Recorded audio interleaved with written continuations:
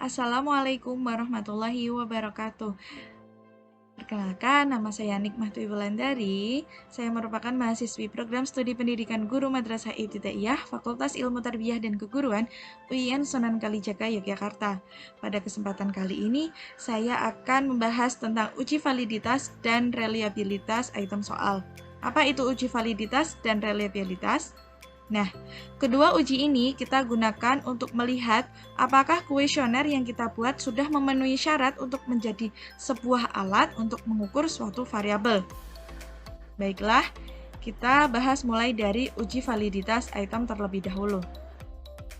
Nah, uji validitas item merupakan uji instrumen data untuk mengetahui seberapa cermat suatu item dalam mengukur apa yang ingin diukur. Nah, uji validitas berfungsi untuk mengecek apakah masing-masing pertanyaan atau masing-masing dari indikator dari variabel sudah valid atau tepat atau cermat untuk mengukur sebuah variabel. Nah, jadi untuk melakukan uji validitas atau uji validitas item sebuah pertanyaan ada beberapa metode. Yang pertama, yaitu korelasi Pearson, yang kedua corrected item total correlation, dan yang ketiga analisis faktor. Nah, pada kesempatan kali ini saya akan menggunakan teknik korelasi Pearson. Oke, teknik uji validitas item dengan korelasi Pearson yaitu cara untuk mengkorelasikan skor item dengan skor totalnya. Maka nanti dari butir pertanyaan itu akan kita jumlahkan total skornya. Baik, saya di sini sudah menyiapkan beberapa butir soal, yaitu di sini ada 5 butir soal dengan 15 responden. Nah, di sini kita tinggal menghitung total skor dari tiap responden yang menjawab. Kita mulai sama dengan sum kurung item 1, 2, 3, 4, 5, kemudian kita tutup kurung, kita tekan enter. Nah, kita tinggal tarik saja ke bawah. Oke. Nah, di sini kita sudah mendapatkan total skor yang diperoleh dari 15 responden.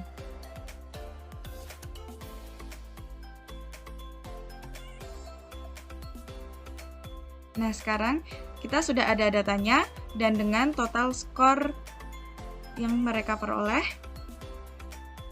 Dan data inilah yang akan kita gunakan di SPSS. Langsung saja kita buka aplikasi SPSS-nya ya, teman-teman. Nah, di sini kita klik variable view dulu. Kemudian kita beri nama Y1, Y5, dan Y.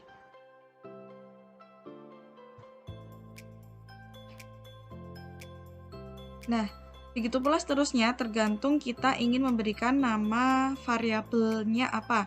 Nanti kita di label akan kita beri keterangan item soalnya ya teman-teman. Di sini di label kita beri item soalnya.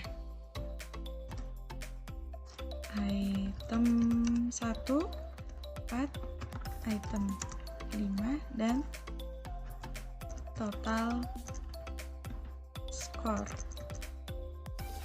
Nah, kita desimalnya kita ganti 0. Kita ganti 0 semua ya teman-teman. Terus kemudian measure-nya kita ganti scale.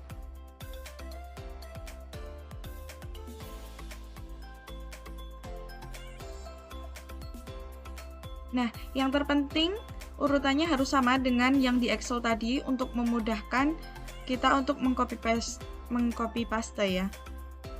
Nah, di sini kita udah setting desimalnya 0, measure-nya kita ganti scale. Nah, di data view nanti hasilnya akan seperti ini. Baik, kita tinggal copy paste dari data di Excel tadi ya untuk ke SPSS-nya. Klik. Nah, beserta total skornya. Oke, kemudian kita klik copy, Lalu ke SPSS, kita klik paste.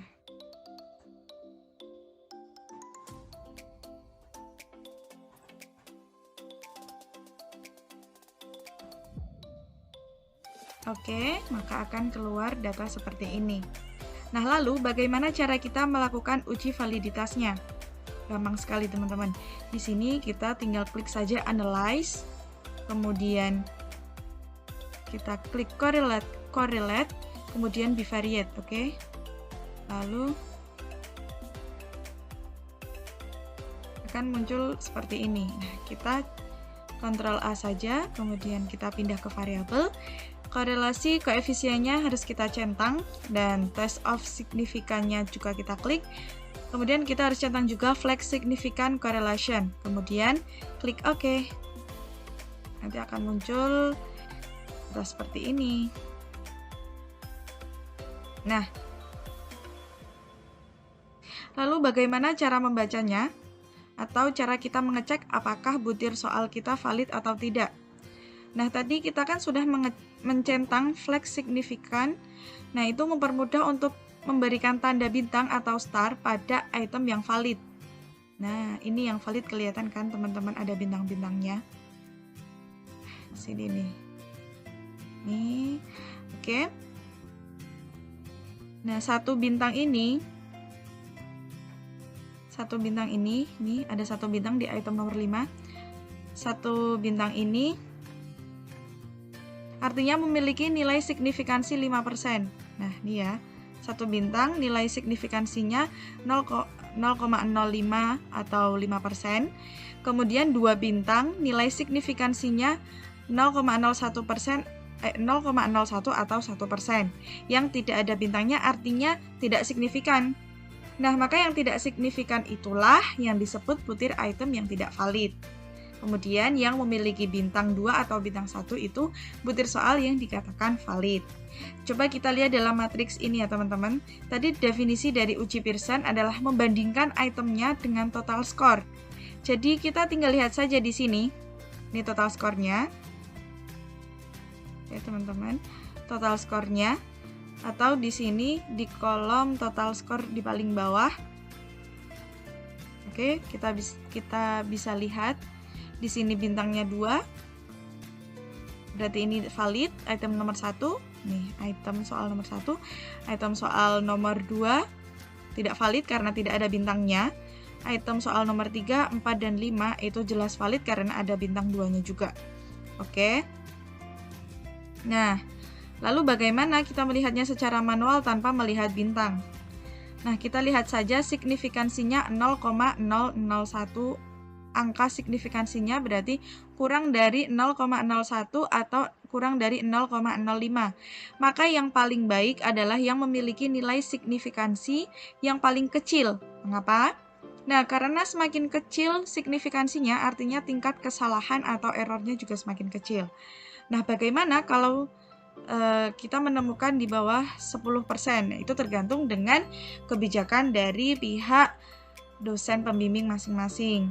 Lalu apa yang harus kita lakukan terhadap butir soal yang tidak valid?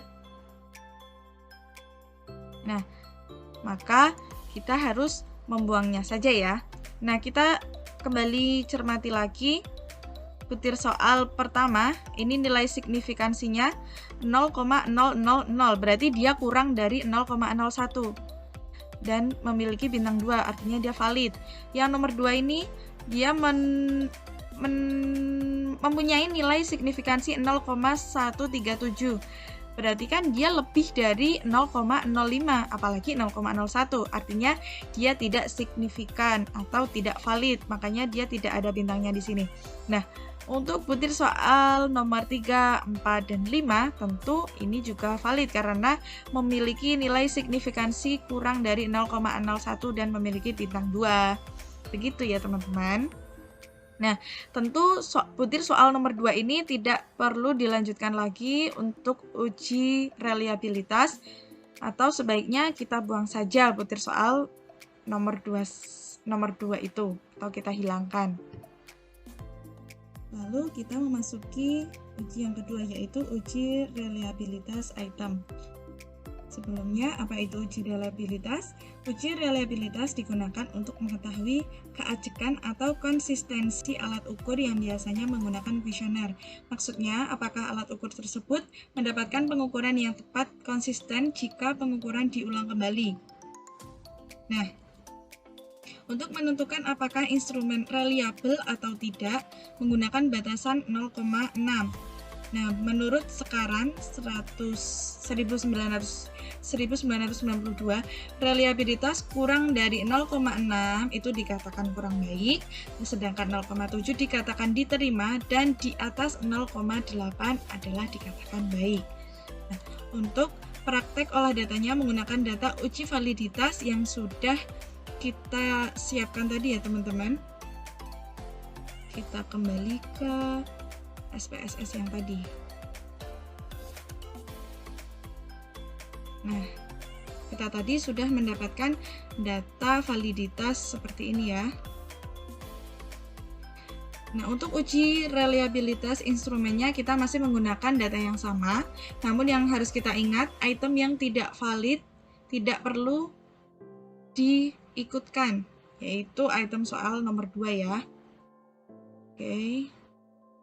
Kita ke sini. Oke, langsung saja kita klik analyze untuk uji reliabilitasnya, kemudian scale, kemudian reliability analysis. Lalu yang selanjutnya kita masukkan satu persatu. Item nomor 2 tidak usah. Oke. Dan modelnya kita pilih alpha, kemudian kita klik OK. Nah,